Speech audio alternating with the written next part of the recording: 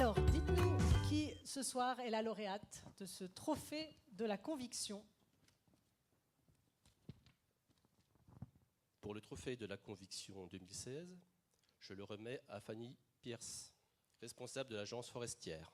Fanny. On est ici sur le belvédère du Puchet, dans l'un des plus beaux villages du Jura qui s'appelle Choux, qu'on voit là ici derrière. Je suis moi-même ingénieur forestier. À l'aube de la quarantaine, j'ai décidé d'aller jusqu'au bout de ce qui me plaisait. J'ai écrit un livre sur les arbres exceptionnels du Jura.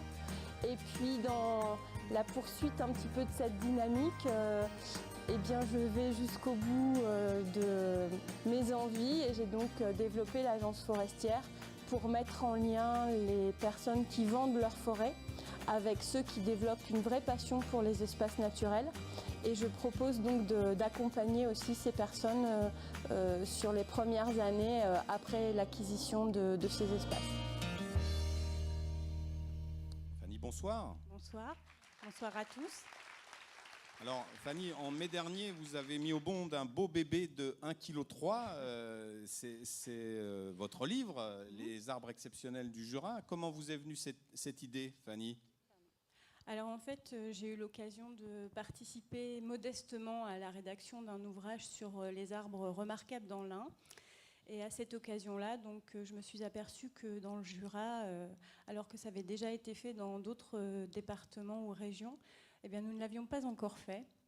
Et donc, comme j'ai une formation d'ingénieur forestier, que je suis amateur de photos, je fais partie d'un club photo amateur, je me suis dit que j'allais combler ce vide et me lancer dans ce projet qui m'intéressait depuis déjà quelques temps. Alors, pour ceux qui voudraient partir se balader ce week-end, donnez-nous un coup de cœur parmi tous ces arbres que vous avez recensés. Oui, alors je vais citer plusieurs arbres qui sont exceptionnels. Évidemment, il y a un sapin président à levier, donc, qui est merveilleux, qui est magnifique, des dimensions exceptionnelles. Il y a aussi, il faut mentionner, un verger à chêne à Houssières, qui était déjà répertorié en 1907 lors de l'élaboration de la première liste des arbres remarquables. Mais moi, je viens d'un petit village que vous avez vu là, qui s'appelle Choux. Voilà. Et donc, à Choux aussi, les habitants ont élu un sapin président. Il y a eu toute une fête à cette occasion, il y a déjà plusieurs dizaines d'années. Et cet arbre, forcément, et de manière pas très objective, a ma préférence. Merci beaucoup, Fanny. Merci à vous, merci. On va laisser Philippe Chevrier les remettre. Merci. Voilà, j'appelle à nouveau, je rends le livre.